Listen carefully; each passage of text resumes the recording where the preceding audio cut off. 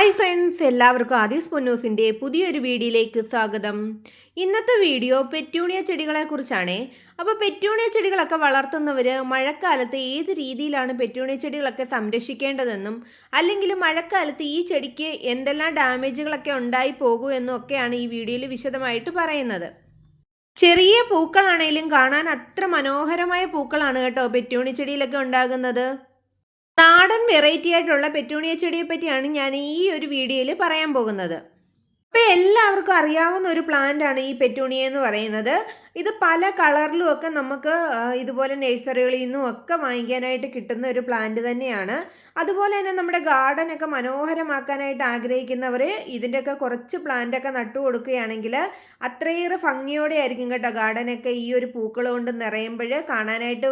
നല്ല സൂര്യപ്രകാശമൊക്കെ ഉള്ളപ്പോഴാണ് ഈ ഒരു പ്ലാന്റ് നല്ല ഹെൽത്തി ആയിട്ട് വളരുകയും അതുപോലെ തന്നെ നിറയെ പൂക്കളൊക്കെ ഇടുകയൊക്കെ ചെയ്യുകയുള്ളൂ.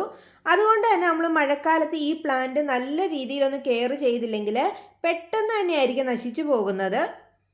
മഴക്കാലത്ത് ഈ ഒരു ചെടി പെട്ടെന്ന് തന്നെ നശിച്ചു പോകാനെ കൊണ്ടുള്ള കാരണമെന്ന് വെച്ച് കഴിഞ്ഞാൽ ഈ പ്ലാന്റിൻ്റെ തണ്ടെന്ന് പറഞ്ഞു കഴിഞ്ഞാൽ വളരെ മൃദുവായിട്ടുള്ള തണ്ടുകളാണ് ഇതിനകത്ത് കാണപ്പെടുന്നത്. അതുകൊണ്ട് തന്നെ ഇതിനകത്ത് വെള്ളമൊക്കെ വീണ് കഴിയുമ്പോൾ പെട്ടെന്ന് തന്നെയായിരിക്കും ഈ ചെടി ഒന്ന് ചീഞ്ഞു പോകുന്നത്. അതുകൊണ്ട് തന്നെ നിങ്ങൾ ഈ ഒരു പ്ലാന്റ് വളർത്തുന്നവരാണെങ്കിൽ ഈ ഒരു പ്ലാന്റിൽ വെള്ളം കെട്ടി നിൽക്കാതിരിക്കാൻ വേണ്ടിയിട്ട് മഴ സമയത്ത് ശ്രദ്ധിക്കേണ്ടതാണ്. അതുകൊണ്ട് തന്നെ ഈ പ്ലാന്റിൽ മഴ സമയത്ത് ഒരു ഷെയ്ഡിലേക്ക് മാറ്റി വെക്കാനായിട്ട് ശ്രമിക്കുക. പെറ്റൂണിയ ചെടികളൊക്കെ ഉള്ളവർ പെറ്റൂണിയ പ്ലാന്റിൻ്റെ ഒക്കെ ചെറിയ ഇളം തണ്ടുകളൊക്കെ നോക്കിയിട്ട് കട്ട് ചെയ്ത് പുതിയ ചെടികളൊക്കെ ആക്കിയെടുക്കാൻ വേണ്ടിയിട്ട് ശ്രദ്ധിക്കണം. കാരണം എന്ന് വെച്ച് കഴിഞ്ഞാൽ ഈ ഒരു പ്ലാന്റ് എന്ന് പറയുന്നത് അധികം ആയുസില്ലാത്ത ഒരു സൈസ് പ്ലാന്റ് ആണ്. അതുകൊണ്ട് തന്നെ ഒരു ഏകദേശം ഒരു 6 മാസക്കാലമൊക്കെ ഈ ഒരു പ്ലാന്റ് നിലനിൽക്കുകയുള്ളൂ. അതുകൊണ്ട് തന്നെ ഇതിൽ നിന്നും ചെറിയ തണ്ടുകളൊക്കെ നോക്കി കട്ട് ചെയ്ത് പുതിയ പ്ലാന്റുകളൊക്കെ ആക്കിയെടുക്കേണ്ടതാണ്. ഈ ഒരു ചെടി നടുമ്പോൾ തന്നെ നമ്മൾ പോട്ട് മിക്സിനകത്തും ശ്രദ്ധിക്കേണ്ട ഒരു കാര്യമാണ്. അതായത് ഒരുപാട് വളപ്രയോഗങ്ങളൊന്നും ചേർത്തില്ലെങ്കിൽ തന്നെയും വെള്ളം ഊർന്നു പോകുന്ന ടൈപ്പിലെ മണ്ണ് വേണം ഇതിനായിട്ട് എടുക്കാനൊക്കെ ഉണ്ട്. വെള്ളം ഊർന്നു പോകുന്ന ടൈപ്പിലെ മണ്ണും അതുപോലെ തന്നെ കുറച്ച് ചാണകപ്പൊടി, അതായത് നല്ല ഉണങ്ങിയ ചാണകപ്പൊടി വേണം. കട്ട പോലെ നിൽക്കുന്ന ചാണകപ്പൊടി ഒന്നും ഇട്ട് കൊടുക്കരുത്. അപ്പം നല്ല ഉണങ്ങിയ ടൈപ്പിലെ ചാണകപ്പൊടിയൊക്കെ ചേർത്ത് നട്ടതിന് ശേഷം എന്താണ്ട് ഈ ഒരു പരുവായി കഴിഞ്ഞാൽ ഇതുപോലെ ഇതിൻ്റെ സൈഡിലൊക്കെ മണ്ണൊക്കെ ഒന്ന് ഇളക്കിയിട്ടതിന് ശേഷം എന്താണ്ട് ഒരു പിടി എല്ലുപൊടിയും കൂടി നമുക്ക് ഇട്ട് കൊടുക്കാവുന്നതാണ്. ഇതിന് ശേഷം വലിയ രീതിയിൽ വളപ്രയോഗം ഒന്നും ചെയ്തില്ലെങ്കിൽ തന്നെ ഈ ഒരു പ്ലാന്റ് നിറയെ പൂക്കളും മുട്ടുകളും ഒക്കെ ആയി മനോഹരമായിട്ട് നിൽക്കുന്നത് കാണാം. തണ്ടുകൾ മൃദുലമായതുകൊണ്ട് തന്നെയാണ് നമ്മൾ ഈ പോട്ടി മിക്സിൽ ഒരുപാട് വെള്ളം കെട്ടി നിൽക്കല് എന്ന് പറയുന്നത്. ഇതൊരു ഹാങ്ങിങ് പ്ലാന്റ് ആയിട്ടും അല്ലാതെയൊക്കെ വളർത്താറുണ്ട് കേട്ടോ. 2 രീതിയിൽ വളർത്തിയാലും ഭംഗിയുള്ള ഒരു പ്ലാന്റ് ആണിത്. ഞാനിപ്പോൾ വീഡിയോയിൽ കാണിക്കുന്നതിനകത്തൊക്കെ ഹൈബ്രിഡ് തരത്തിലുള്ള പെറ്റൂണിയ ചെടികളും ഉണ്ട് കേട്ടോ.